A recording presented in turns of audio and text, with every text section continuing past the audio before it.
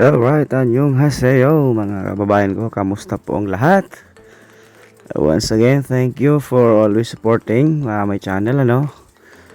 Again, ako po si EJ, isang factory worker po rito sa bansang South Korea.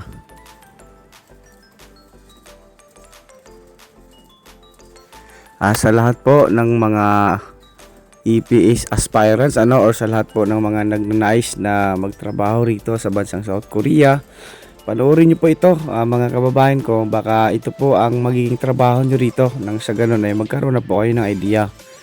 Ito po ay press machine. Ang company po namin ay paggawaan ng mga electric switchboard. So iba-iba po ang sizes nito. Gamit po ito ng pang electrical. Kaya panoorin nyo po ng maigi. Nang sa ganun ay pagdating nyo rito sa bansang South Korea, kahit papaano ay mayroon na kayong kaunting kaalaman regarding sa mga press machine,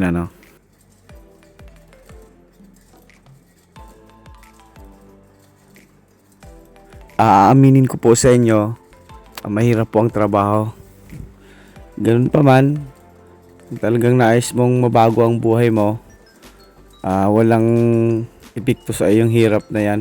Importante maiahon mo sa hirap ang iyong pamilya. Yan po yung mahalaga doon.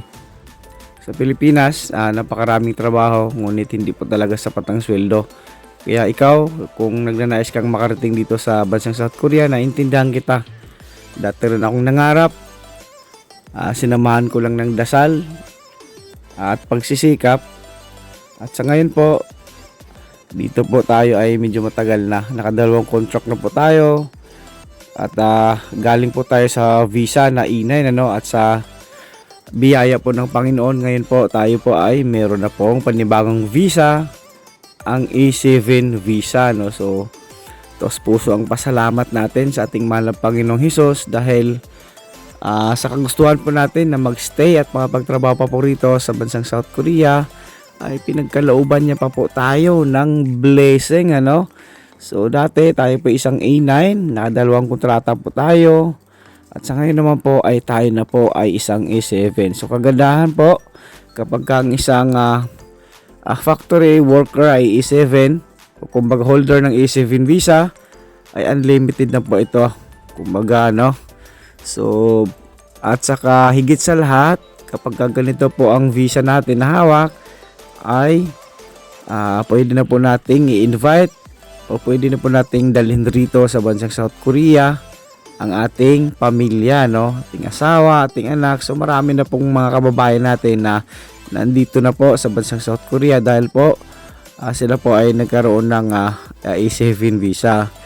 So tayo po, since bago pa lamang po tayo nagkaroon ng visa na A7, so inaayos pa po natin lahat-lahat yung mga requirements natin.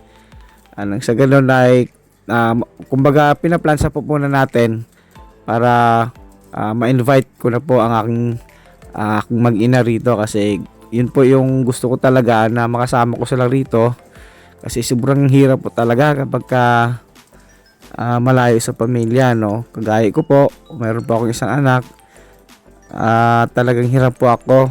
Mabuti na lamang po at meron na pong ngayon, video call, ayan, minsan nakakausap, kaya lamang po sa signal ay mahirap. Kaya umasa po talaga ako na isa sa mga araw na to ay makarating po rito sa bansang South Korea ang aking mag-ina.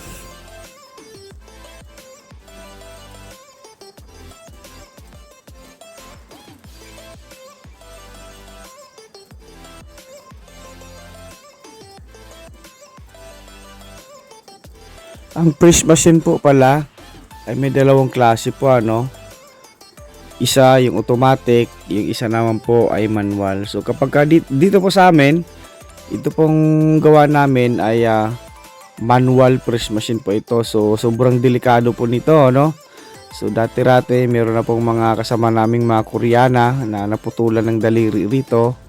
Kaya tayo po rito ay sobrang ingat po talaga. Ganun po dapat, mag-iingat po lagi kasi delikado po ang trabaho.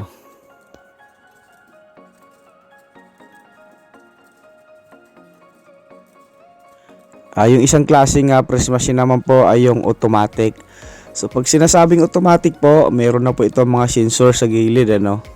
So kapag na ano po natin, nasagi or pumasok tayo doon sa range kung saan covered po siya ng sensor, ay automatic po siyang mag-stop.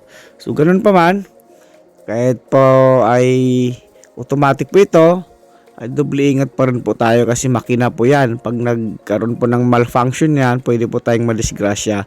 Kaya rito po, since dito sa kumpanya namin, ako po ang nagsisiting nito, itong mga manual at mga automatic na press machine, ay doble-doble po talaga ang ating pag-iingat kasi napakarami na po mga kababayan natin dito sa South Korea ang nadidisgrasya, hindi lamang po dito sa press machine kundi sa iba pa pong mga makina, no.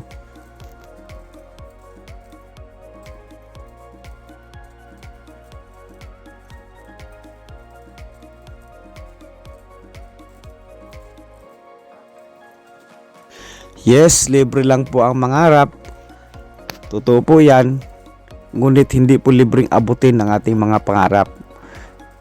Kailangan po ito ng panalangin, sakripisyo, disiplina at determinasyon para maabot at makamtan natin kung ano man yung mga pinapangarap natin sa buhay.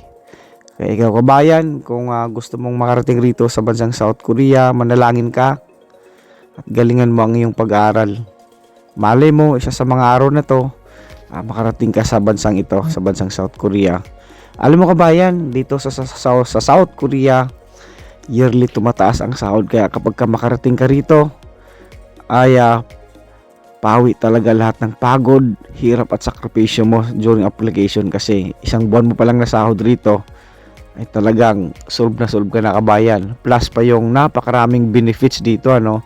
So ganun po kaganda kapag ka ikaw ay nakarating at makapagtrabaho rito sa bansang ito. So hindi na po lingid sa ating kaalaman na sa mga panahong ito, ngayon po ay February, ay registration na po dahil malapit na po ang gaganaping examination, ano, para sa mga manggagawa na nagnanais makarating rito sa bansang South Korea. Kaya ikaw, kung isa ka sa mga mag-i-exam, galingan mo.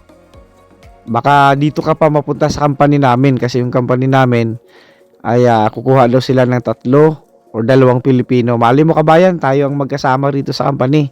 So dito sa company namin, 3 lamang po kaming Pilipino.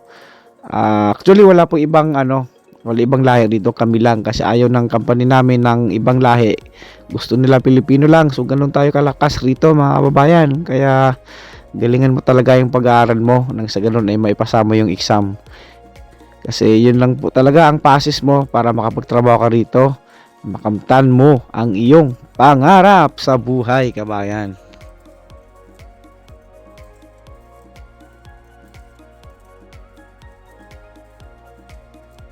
Ang pangarap mo kabayan ay mananatiling pangarap yan kung hindi ka kikilos. Walang ibang kikilos, walang ibang magpapabago sa buhay mo, sa kinabukasan mo, kundi ikaw din mismo. Basta samahan mo lang ng panalangin, walang imposible sa Diyos. Ganun yung nangyari sa akin kabayan. Maraming bis ko nang gustong sumuko. Pero dahil sa determinasyon ko at dahil sa gabay at biyaya ng Panginoon talaga, napagtagumpayan ko ang lahat at ngayon po rito tayo pa 11 years na at nagkaroon pa ng ibang visa. So ganun po, huwag ka lang sumuko kabayan. Kung nag-fail ka man ng mga nakarang panahon sa exam, subok subok kabayan. Malay mo this time makapasa ka na. At sigurado naman kapag nakapasa ka, ay makarating ka rito, matikman ka nilang napakasarap ng mga pagkain, makapasyal ka rito sa napakaganda nilang mga pasyalan. Napakarami po niyan mga bayan, ano?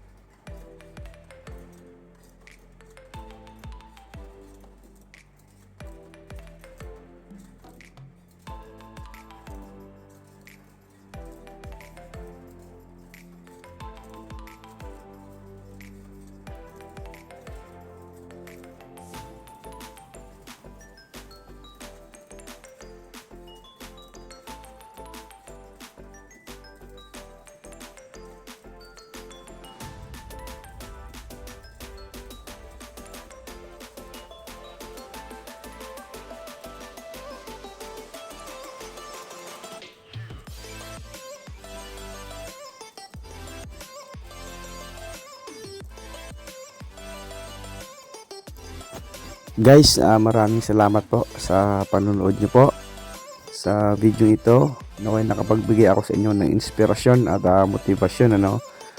Kung ngayon ka lamang po napadpad rito sa channel ko, huwag niyo pong kalimutang mag-like, mag-comment at mag-subscribe. Sa ganun ay ganahan tayong gumawa ng mga content na pwede pa pong mag-inspire sa inyo pong lahat. Lalong-lalong na po sa ating mga kababayan na nagnanais talagang makarating at makapagtrabaho po rito sa bansang South Korea. So, thank you so much po again. To God all big glory. See you on my next vlog. Sarang heyo everyone. Bye-bye.